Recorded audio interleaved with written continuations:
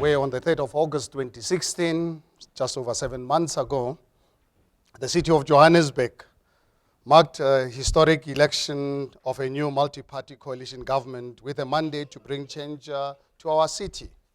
As part of this new mandate, we are required to depart from the business as usual approach to governing the city, an approach which has resulted in stagnant economic growth and unemployment spiraling almost out of control. 1 in 3 of our residents today are unemployed in the city of Johannesburg. Okay, very scary situation. Ladies and gentlemen, I believe that Johannesburg has the potential to be a city of golden opportunities for all its residents. Sadly, that potential has yet to be fully realized.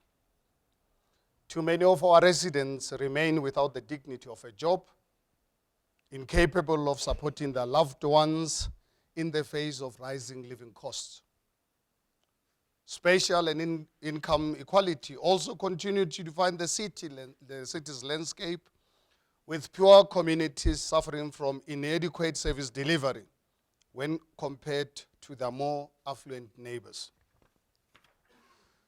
These are the challenges that must be overcome if Johannesburg is to become a city of golden opportunities for its residents.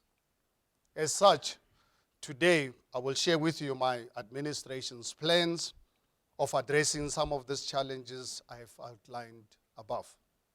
However, before I do this, I believe it would be remiss of me not to mention the attack on our democracy, as seen last Thursday night through the careless and self-serving announcement of a cabinet reshuffle. The firing of a competent and dedicated finance minister and his deputy is further evidence that the ANC and President Jacob Zuma have lost touch with reality and lost touch with their fellow South Africans. Instead of leading us to prosperity and helping to lift our people out of poverty, President Zuma has led us to junk status and thus further economic turmoil. It is also looking likely that Moody's will also be following Standard & Poor's decision to downgrade our credit rating in the near future.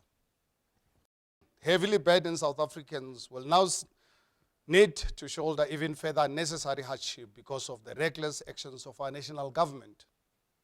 Let us not be fooled. It is our poorest residents who will suffer the most as a result of these actions. That is why it is important for all of you to be active citizens. Do not remain quiet when you see your hard-fought democracy being under attack. Do not remain silent when it becomes clear that self-serving politicians are looting our public purse. Have the strength to stand up and say, enough, it's enough.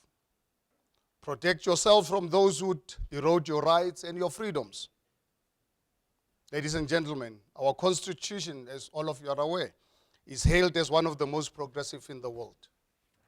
Within it, we have enshrined rights which were previously denied to the majority of our people under apartheid, and I happen to have been one of them.